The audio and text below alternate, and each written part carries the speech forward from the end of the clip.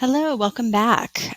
Today we're going to take a closer look at the Notecard feature that's available through the NoodleTools platform. I think that this is probably one of the most powerful features available there. Notecards, of course, in the research process are a system that allow us to not only take notes, but to organize our notes, to begin planning our writing, perhaps the paragraphs or other structures that we use when we get our writing going. They can also be used just to flesh out ideas, to practice the paraphrasing and summarizing process. So let's go ahead and jump into one of these projects. Let's go back into my state report for Alaska. And when I click on that project, I can see I have a citation already from the database Culturegrams, which, by the way, is freely available to all TK-12 schools in California from ProQuest. It's amazing for geographic-related research. So I have my citation all set up, and I'm going to go ahead and open that up and grab the link here, copy and paste it in my browser. So here is the page that I saved. And as you can see, there are lots of facts available. I've got the state flag, some really basic information on the landing page. And then over here on the left, I can actually dig in a little bit more and I can read about geography, history, the people. I'm really interested in learning about the indigenous folks from Alaska, so I might begin some of my reading on this page. So I'm going to go back to my NoodleTools platform for a moment, and I'm going to cancel this. So again, we're just seeing the citation. What I'd like to do is I'd like to create a new note card. So what you're looking at here is essentially a digital graphic organizer. And there are these sort of three main fields that students are invited to fill out. Also at the top, I can give my note card a title. Since I've already identified that I'm interested in learning about the indigenous populations of the Alaska region, I'm going to go ahead and make a title about Indigenous peoples because I know that I'm going to be focusing on that for this particular note card. So the note card feature then will give me these three fields. The first one, of course, is direct quotation. This is where kids can copy and paste a quote or phrase that they want to incorporate or that they feel has some really great information for them to bring into their paper. And we know that kids are very adept at copying and pasting. So this first cell is going to be all about that. Jumping over here on the right-hand side, we have a paraphrase or summary field. Now, this is the really crucial step.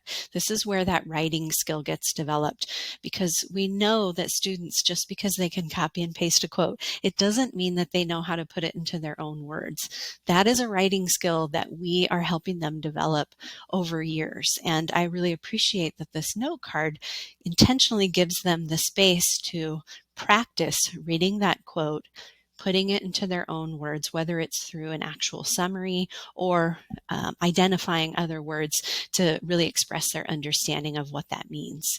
And you can see all of the classic formatting features available here for that part. Finally, we have this other optional field, the My Ideas field. And so this is where students are invited to put their own thoughts, questions, wonderings, anything having to do with the quote and the information in it and why it might link back to their paper, to their thesis, or to their research question. You as a teacher, when you have projects shared with you, you can actually go in and read their note cards. You can also give them feedback through comments. So this right here, I think, is a really powerful tool. For a super robust research project, you might have 20 or 30 note cards to look at. For a skill building project, you might just have one note card in particular that a student is going to go in and practice working on. So I'm going to go back over here to the left-hand side and click on note cards. And there's two different views available. One is called a tabletop view. If we had multiple cards available, we would see different labels from the title that we gave them. We have the ability to move them around. If I wanted to really get into the detail of that card, of course I didn't fill it out in this video, but by clicking on it, I can see all of those fields available here. So let's jump into another project where we have some more examples available. Let's jump down here to, let's say, the tooth decay project. When I click on that, I can go in and see that all of these sources have note cards associated with them. So let's take a look. We've got this particular website about dental health has 8 different cards that were initiated by this student. And you can see the titles. You can also see their quotations. I'm not seeing the paraphrase or the ideas, so probably this student is just in the process of reading and hasn't begun the process of actually writing and translating into their own words. But if I go over here again to the note card view on the left, now you can start to see all these different ideas. And it's tabletop because if these were cards, I could take any of these and I could move them around. I could begin to sort. For example, I might want to put all of my cards related to black tea together. Maybe I'm going to put all of my cards related to fluoride together.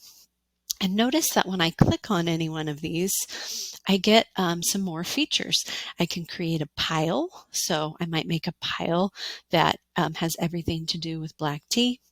I can also link a source back if I have an article that I want to make sure I tie to it. I can apply a tag. So if your students want to utilize any kind of keyword to retrieve later.